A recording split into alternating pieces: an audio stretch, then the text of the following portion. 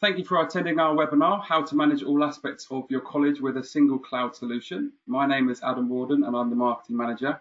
And I'm just going to do a quick introduction of those joining me on the call today. So to begin with, we've got Colin Smith, our Technical Director, Lisa Rayner, our Lead NetSuite Consultant, Jason Zimmer, our Account Manager, and Shelley Harper, our NetSuite Consultant. Thanks for joining me on this one, guys. So a brief look at the agenda, scheduled to last around 40 minutes, covering our Nolan Education Management Solution. We're going to begin with a quick introduction from Jason before moving into a product demonstration broken into 5 areas from our 2 modules, Member Finance and Member Management. We're going to then move to a forum, giving you the chance to ask us some questions, along with answering some questions we've pre-planned around successfully migrating colleges to the cloud. And we're going to finish up with some next steps. And at this point, I'd like to hand over to Jason for the introduction. Thanks, Adam. Good afternoon, everyone. I just wanted to make a quick introduction before the demonstration starts. So on this webinar, our existing customers and will know Nolan and for those that do not, we have been around for 35 years, started by 2 developers that quickly started offering enhancements and support to Microsoft GP, and then in 2007 becoming the 2nd UK partner of NetSuite. We work with over 20 colleges in Oxford and Cambridge, predominantly supporting their GP environment, along with modules Nolan has created to support and enhance GP, including our Procure to Pay solution, eRequest, and a student billing module designed specifically for the colleges. Approximately 3 years ago, we started to investigate a GP replacement for the colleges as it was becoming apparent that GP was not developing as quickly as alternative cloud-based solutions, and Microsoft had publicly said that future development would be focused on their cloud-based solutions and not GP. Also, they will stop selling GP to new customers in 2025, and there are currently no support plans released for GP past 2028. The result of our investigation led us to develop our NetSuite offering to our college customer base, and this allows us to integrate student billing and manipulate their database and financial offering to fit the college's needs from one pane of glass and one system, also allowing for ease of integration to other systems. This offering is not just for colleges using GP. Our biggest college implementation to date was using Sage previously. I will now hand over to Lisa, who will show you one of the areas we have designed for the colleges, enhanced fund analysis. Lisa, over to you. Right, thank you very much, Jason. Great, so during the session of enhanced fund analysis, I'm going to just explain to you a little bit about the funds and how they interact within the core foundation of NetSuite and all of its accounting principles. And we'll run through sort of how you're tracking your fund from the opening position, the movements that are happening, the adjustments, and how that looks via the reports, and just so you can get yourselves familiar with how that's interacting with NetSuite. There are a number of different fund types that are available, but for this section, I'm just going to be concentrating on the restricted and designated. So first of all, I'm just going to open up and review one of the reports. This is a transaction level detail report, just to give you sort of an idea on the data that's been tracked against the individual transaction level, but not just transaction level, but the line level and the associated GL codes, okay, which means that these fund types and the fund numbers are all sort of integrated so that they can be tracked against your nominal codes. They're financial segments which are core to NetSuite, which means that you're able to do all of your analysis against those fund types and fund numbers in order to get the reporting out that you need and the tracking that you need throughout the weeks and the months. All of these reports are very much standard within NetSuite. They all have really good filters within them so that you can start filtering out any of the particular fund types. I've just got mine filtered to designated and restricted at the moment, but I could change any of the dates to change the view that I'm seeing on here. I'm just going to scroll down towards the bottom of the report, and I'm going to pick out one of the invoices just to show you how that looks.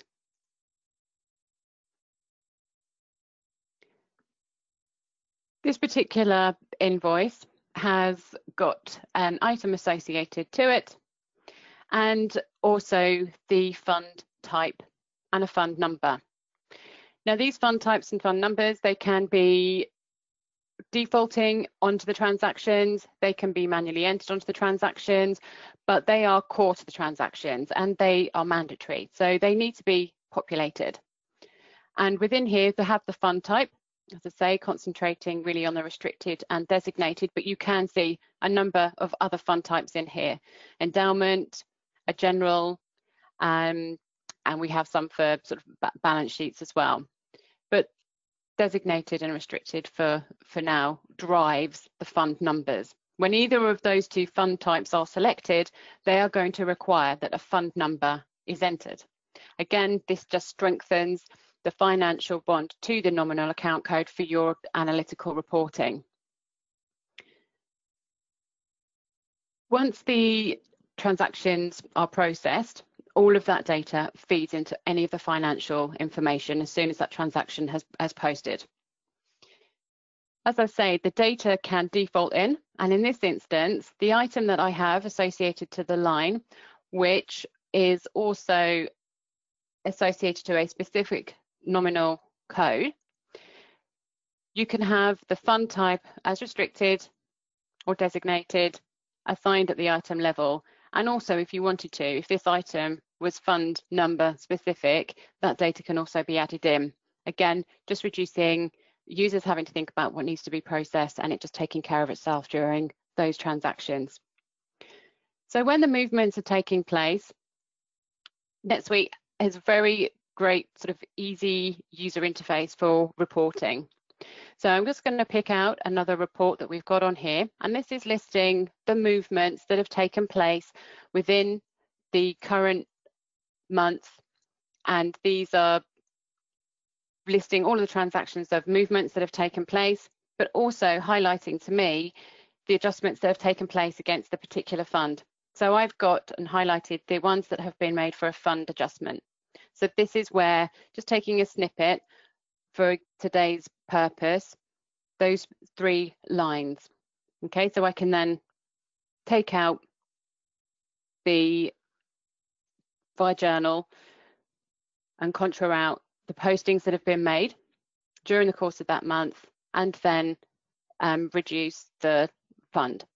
Okay, so those can be processed and would typically be processed off the back of the detailed report that I would show, and then using NetSuite's native CSV importing tools, you would just pick up, map your latest file to a predefined import template, and then the adjustments can be made against the funds.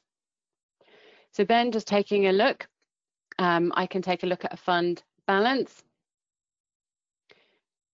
This summary level report allows me to look at the restricted fund 2 in this instance. You can just see over there on the right hand side that the balance is 98,550. This value is made up from the opening position, which was a donation that was made against the fund. And then I can see that journal that was processed. And that was just made up of a couple of transactions from that detailed report showing for Excel and NetSuite training that were listed on there. So it's easy to track and record in order to get the balance against these transactions. And each of these segments with the funds, as I say, all pull together to give you the analysis that you need for your fund reporting. And that concludes the fund analysis and reporting for you. I'm just going to pass you over to Colin, who's going to go through the member billing and management. Right, so the next section we're going to talk about is how we do the student billing. So as Lisa's shown us, we've got a general ledger, and within the general ledger, we've got the fund accounts, and the student billing ties into all of that. So as we do go through the billing process, it updates the general ledger. It also creates all the documents which go out to the students or the fellows or the senior members, whoever you're billing through the system. You'll see on my dashboard that I've logged in, I've got a list of students. Down here, I can filter them by what course they're on. I can also look at whether graduates, undergraduates, what year of study they're in, and their numbers.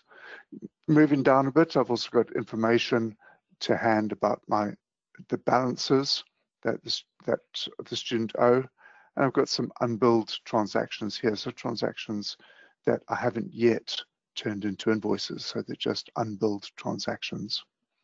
Down the bottom here, I've got my actual student bills. So let's go and have a look at one of my members. Let's go and have a look at Penny Smith here.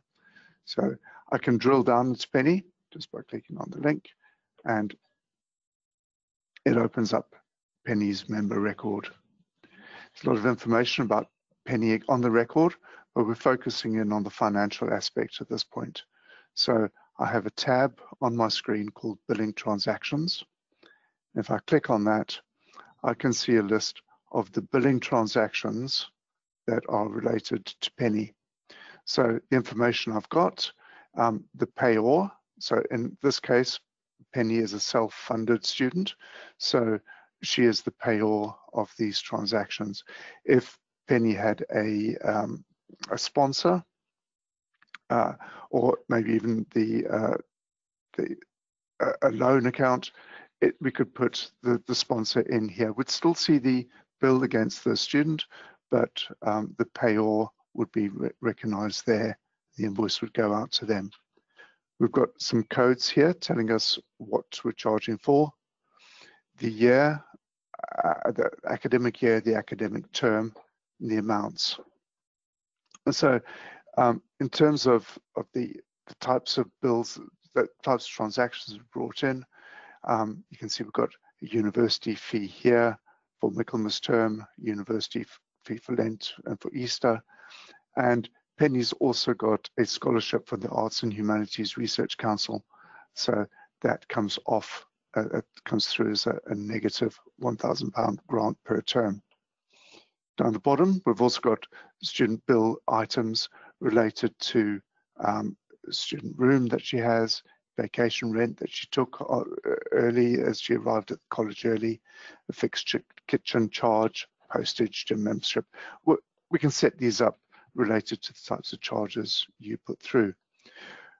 What's really great about these charges is you can import those, or any of these, using a very simple CSV import. So if you get a feed in from the library, or if you get a feed in from the kitchen, you can just load up these transactions really easy through the CSV upload. So like I say, this is a list. I can see it quite clearly, the billing transactions that relate to Penny Smith, who's my student. I've gone through and I've, from those billing transactions, I've created invoices. So the invoices are the financial representation of those bills. So let's, again, I can just drill in, open a new link, and you'll see at the top here, that invoice is now open, invoice 400 for Penny Smith. And I can see that it's been paid in full. We'll come back to how that was paid earlier. So here I've got a list of my university fees that I've raised these at the beginning of the year for Penny. A lot of information against here about the term that it applies to, the cost center, the fund types, and everything like that. So with the charges, if I go and have a look at some of these invoices, we'll see that this relates to a student room, a vacation rent, and a fixed kitchen charge. And going back to what Lisa was showing us about the GL, if I look at the GL impact of this, we'll see that this invoice is posting to different forms of income account related to those items. So it's all joined together. At this point, you can send those invoices out to the students, or if you want to, you can create bills from the invoices in a format like this to send out. So here's a college type bill going out to Penny Smith at her college address, where it's the second bill. So the balance brought forward from the previous bill was 720. She had paid that on the 29th of January, and here's her new charges now for the next term. So we can go from billing transaction through to invoice, through to student bill, but you don't have to. It's all flexible. We can set it up in a way that suits your college. Just finally, if I go back to Penny and have a look at financial transactions, this gives us a different view now. So this is purely related to the financials. So I can see the invoices, invoice 400, 401, the type, so one's tuition fee, college bill, the amount, the status, how many days it was open. I can also see the payments coming in here. So the payments have been deposited and applied to those invoices, hence they've been paid in full. I've got a couple of open invoices here relating to invoices that haven't yet been paid, and I've got some other payments at the top here.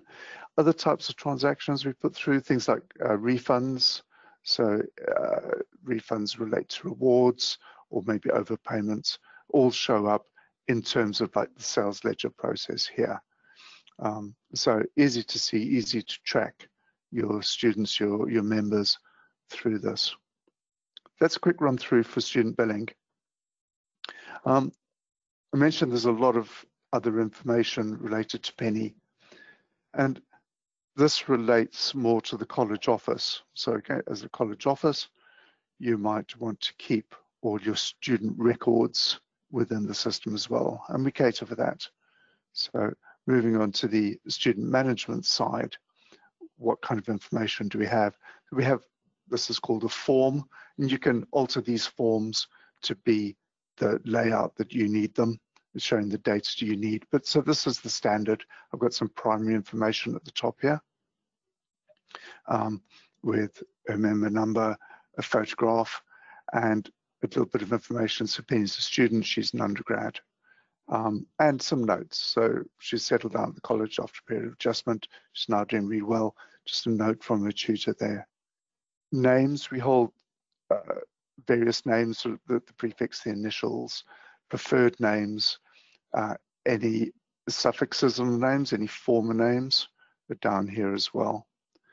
The member status. So we're also aware that some students might do some, say, part-time work at the college. So we can put them in as a student and maybe an admin staff. Some alumni also come back and do teaching, so you could be an alumni or academic staff. This helps us segment the members. So if you want to pull out a list of all your alumni or all your administrative staff, it's really easy to do using this. Contact information, so email, phone, addresses, and we've got multiple addresses down at the bottom here, home and term addresses down here as well. I'll just go through these. So personal information we hold against Penny in this account. I've got date of birth, gender, ethnicity, things like citizenship, country of birth, place of birth.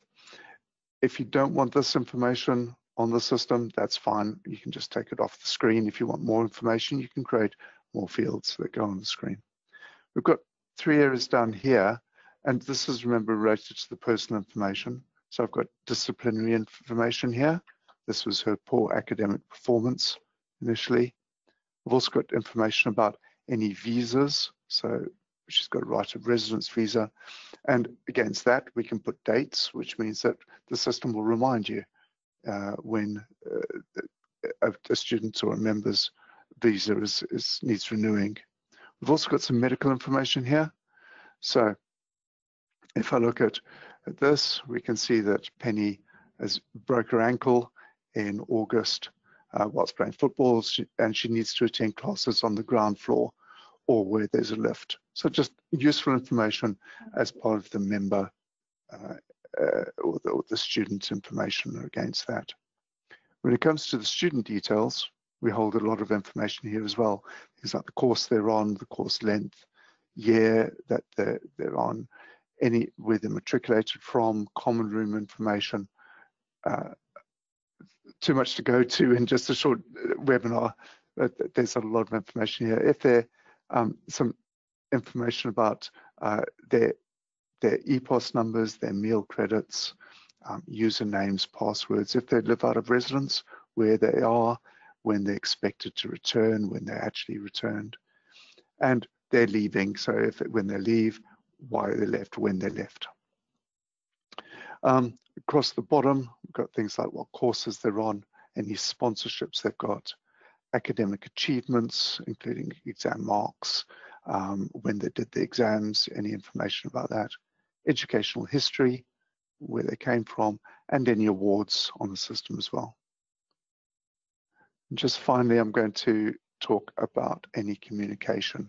So any communication with the member using NetSuite will be logged inside this communication area as a message. So any emails or going out or coming in can be logged here. You can see them. You can log activities against a student, things like if they need something fixing in their room, that could be logged here as an activity. Any files, attachments, also here, and any notes. So, like I say, a lot of information, perhaps too much to show, but I hope you'll come back and ask, and we can go through another demo looking at the detail here. But thank you very much, and I'll hand back to Lisa. Great. Okay, so I've got a couple of sections to go through with you. The first one will be the SORP categories, and the following section will be cost center and department reporting. Okay, so first of all, I'm going to start off with the SORP reporting.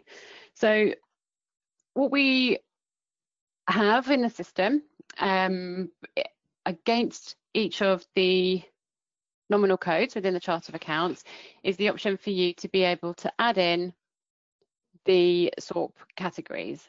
Okay, so in order for you to sort of record the statement of recommended practice and produce those KPIs and the results that you need for the reporting, we have them at the account level. Here's one of the nominal account codes. And in here, first of all, the account itself is a sort of a general funds account that becomes nested within a donations and subscriptions restricted funds account.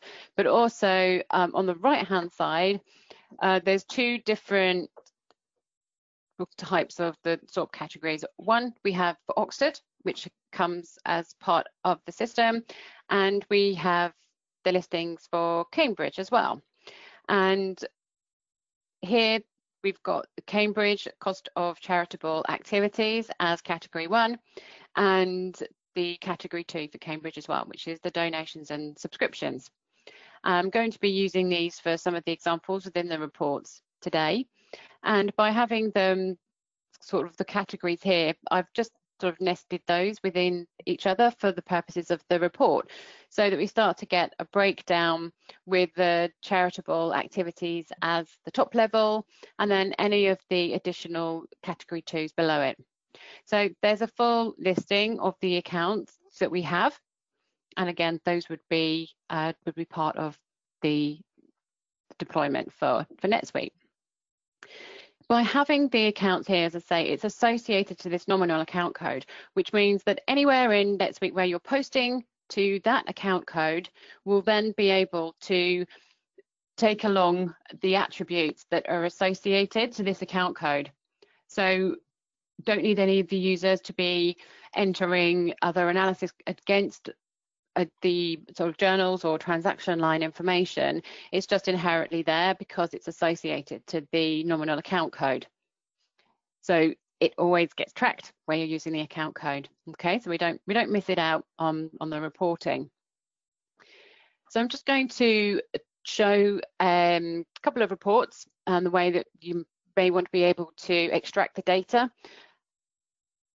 I'll open up some of the reports that you would get familiar with, which are the sort of standard suite of reports.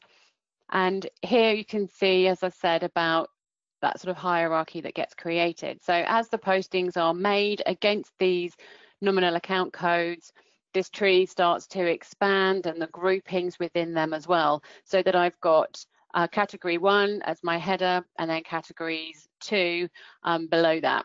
And then if the category 3s were used, then those also become nested underneath the category 2s. Okay, so then we start to see the balances. And with any of the other reports, you define the date ranges that you want to view this data for, any other restrictions that you want to pull in, fund types, etc. on here, or any particular SORP restrictions. But otherwise, you can pull the data out as it is. This data can be exported, as it can on any of the other reports, out into Excel as well for you to be able to review. So it's a very intuitive, easy way of being able to review the information. Maybe a slightly different way in which to view the data. Again, one of the reporting tools within NetSuite, slightly different view here where it's been broken out. I've got the SORP category 1 and 2 as before. So we can see here cost of charitable activities, and then within that, donations and subscriptions, residents and catering, etc. But then group that by the fund number. So you're now breaking down those SORP categories by the fund. And then to further analyze that data, it's then been split out by the fund type. So I've got restricted, designated, and general in this particular report that gives me each of those values with the totals, either as a subtotal of the donations and subscriptions, or each of the rows, as it were, on here. Okay, so again, because we're looking at all of the financial dimensions to record your data, it makes it nice and straightforward to be able to use those and create the breakdown that we need against those categories. So that's the points that I have on here to cover for the SORP. Okay, I'm going to move on to the cost center and departmental analysis and reporting. And it falls in line a little bit with the fund reporting that we were looking at earlier, because the cost centers and the departments are also financial segments, which means, again, they are pulled in to any of the reporting and mean that you can break your data out across those cost centers or departments. So I'm just going to take a look at, first of all, I'll go back to my homepage. And my homepage has got some of the useful information that I want to be able to view. Obviously, we took a look at some of the fund balances. Here I've got a project expenditure, because in addition to the core segments, which are the departments and the cost centers, we have the optional extras of income and expense attributes. Now, they are optional, you don't need to use them, but in this example for today, I've got them set as projects.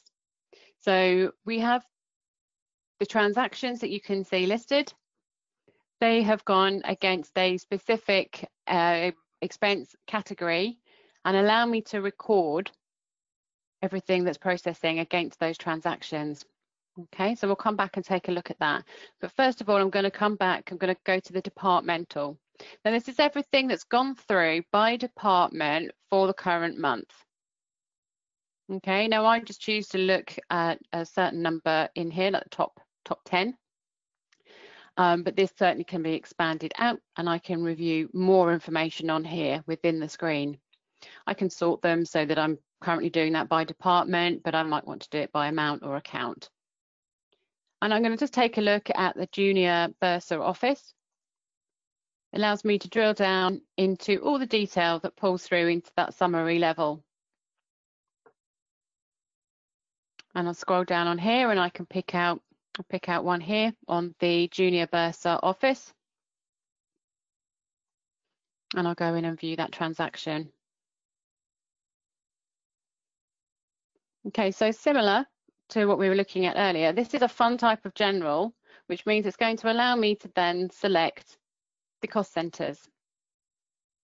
Okay, so the cost center of general, I can now select. I've got external, internal, tuition and catering. Those are the defaults that come in the system. And if you want to rename them, then that's fine, but these are the defaults that exist in there. So general is for my cost center, and then I have a list of available departments. Now these are dynamically updated based upon your cost center. So if I change from general to internal, my cost center and my department that's related to that will then be cleared out and I get a new set. So again, this just ensures the alignment that you get between the cost center and the department. Again, sort of leading the users, if they're entering them manually, to make the right decisions and keep your reporting analysis in line with where you need it. Line level detail also allows for expense and income attributes to be added on here as well. So once the information is tracked, and again, this goes against the nominal code, so supports again the reporting side of things, then we can start to utilize those in some of your the cross section of reports. So this is something that NetSuite handles really neatly. I'm going to just open up the expense income and expenditure report. Now the great thing with these reports is you can have, sort of one backbone of the report, which is giving you your sort of financial rows that you want, but you can then take that data and sort of slice it to your needs. At the moment, I have this set to cost center, okay, and that's given me a breakdown of each of my sales or purchases by those specific cost centers. And I've got the SORP codes added in here as well for additional information. But should I want to change how I'm viewing this data, then I could change it to fund type, for example. Refresh the information, and I then have the same backbone of the report, but now I'm looking at my same set of data, but over a different cross-section. So I'm now looking at it by fund types. So it's really straightforward to be able to take the same set of data, but just change your view of how you're looking at it. So I'll change mine just back to cost center for the moment. I'm just going to drill down into one of the lines on here to view additional transaction information. So I'm going to go into the overseas distribution here. And from that main summary level report, I'm then taken into the college profit and loss detail report. So I'm taking that one nominal code, and I'm now seeing all of the activity that has gone against this with the fund number, cost center, fund types, etc., that are all associated to it. So it's a very powerful drill down, which in turn allows me to click on, as we've done previously, and take me directly to a specific transaction that may be of interest to me. Some of the other ways in which I might want to view the data in a similar way, but because I have these building blocks, I can then really utilize them across different methods of reporting, just to make sure that you have the views that you want to be able to publish. So in here, I'm looking at my funds by cost center, again, fund type, by fund number, and then I've got my cost center across the top. Again, summary level totals across the rows and each of the subsections. Or funds by departments, again, general, restricted, by fund, but this time by departments across here. I've also utilised this for the expense attributes as well. So these are the 3 projects that we have ongoing at the moment. So we have the summer events, replacement and renovation. And this is building out based upon the postings that are being made against these specific items, and therefore which event project these are associated to. So all of this data comes from one source within NetSuite, but allows you to be able to mix it to get the results that you need. And it just comes from one source and this sort of set level of transaction detail. So we can see here, got individual transactions, SORP categories, And then it goes on with the fund types, fund numbers. So by having all of that data there at the financial level, it provides a really powerful tool for you to be able to create the reports that you need to be able to produce, ensuring that you're all taking it from the same set of financial data. This concludes my cost centre and department reporting. I shall now pass you back to Adam. So we're a little bit over on time, but we'll still proceed with our forum. How to successfully migrate colleges to the cloud. I wanted to start by asking about to Colin what the process looks like for colleges to move to the cloud. And I believe the best way to go into that is to bring up the joint execution plan that we've got for the colleges. Thanks, Adam. So, yeah, what we recognise at Nolan's is that every project is a joint project between us and you as a college. You have the expertise in your college. We have expertise in installing systems. So it's always a joint execution plan here, where we work together to provide you with the new system. In order to do that, what we do is we go through what we call our joint execution plan with you, and we draw out the steps that we're going to do. We also put some timings against it so that we can meet your expected go live date. So what typically will happen is there'll be initial business discussion, normally with the college accountant and the Nolan account manager. And what we get out of that meeting is your key business drivers, your timelines. We also talk about things like what you do around procurement, budgeting, and we capture high-level requirements from you at that point. So once that discussion's happened, we've got a really good idea of where we're starting from and what you're looking to achieve from it. We can then go ahead with a high-level demonstration. So this is normally to the college finance, college office people.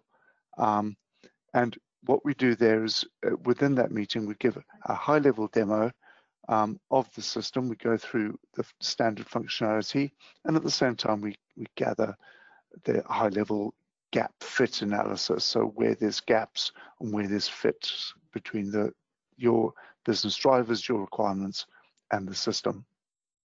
We look for feedback from your users, and we also ask for specific areas of focus for your college. It might be that you've got a particular way of doing your billing. That's a particular area of focus that we need to make sure that is included in the system. From there, we can go on to a more tailored demo. So now we know more about you, we can go into a second demo, which would typically be a couple of weeks afterwards, where we show you college-specific functionality, agree what modules you need, and from there, we're able to put together an estimate.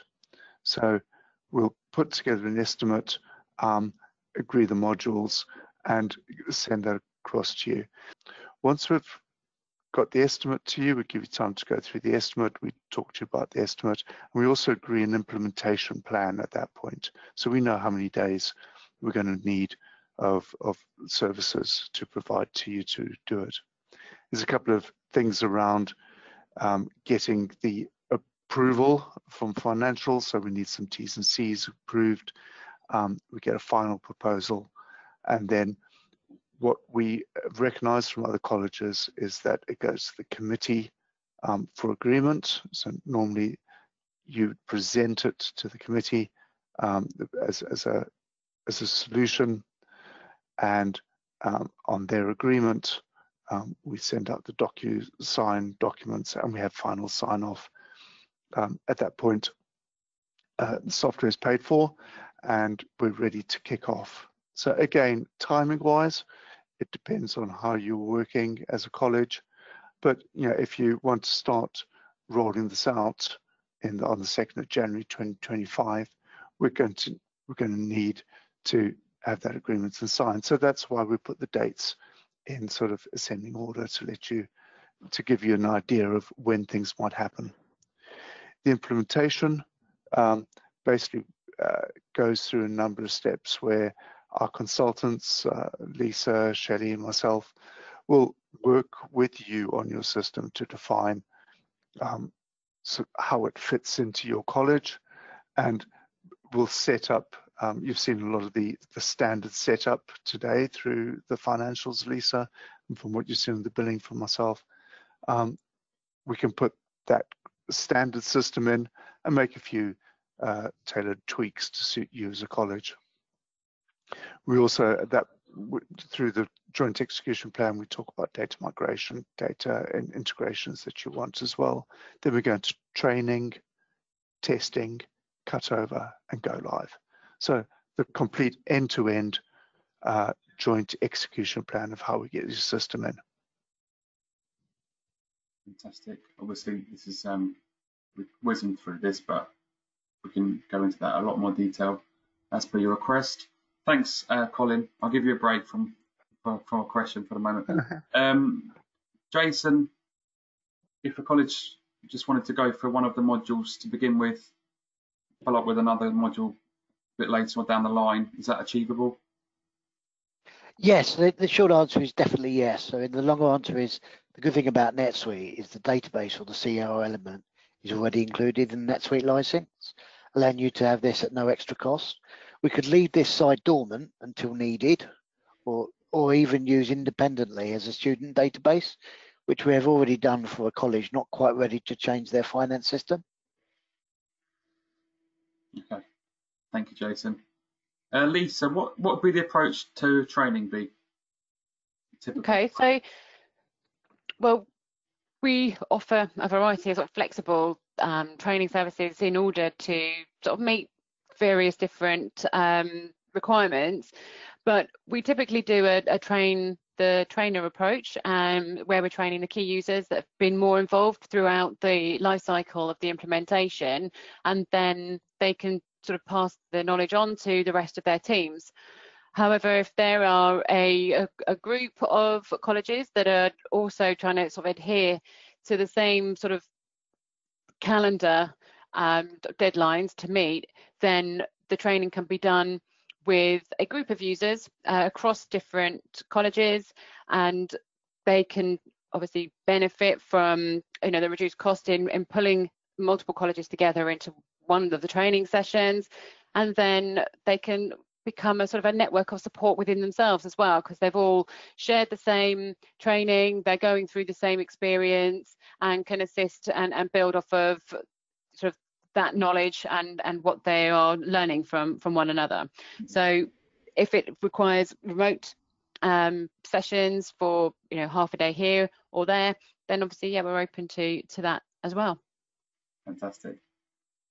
And Shelley, can you talk a little bit, can they report on more than one legal entity at a time? Thanks, Adam. Yeah, this is actually one of NetSuite's real strong positions, is how it deals with legal entities, named subsidiaries in NetSuite. So you can have a fairly flat structure, or you can consider it as a tree, root down type structure. It can be created to support VAT submission, where you've got multiple legal entities in a VAT group, but the roll up to consolidation and down to a single subsidiary or legal entity, it's as standard, and absolutely you couldn't want any better, to be honest. It's there as standard. So okay. And can you rename certain things, such as we talk about the SORP categories, items, cost centers become a standard? Yes, as Lisa mentioned in a couple of her points, so the SORP categories, the departments, cost centers, we're delivering a fairly generic standard, especially on the cost centers and departments. All of that can be renamed. Items can be created to reflect how you want to use them. It's all simple to change with that standard delivery in place, just renaming convention. Right. I think lastly then, unless anything's been asked, I don't think so.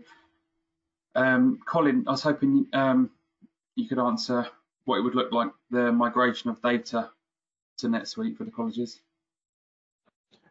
Yeah, so if you're an existing Dynamics GP client, you'll know Nolan's as a GP reseller, and we've got a lot of knowledge in the data structures within GP, so we're able to extract the data out of your current GP and import it into NetSuite using the CSV imports.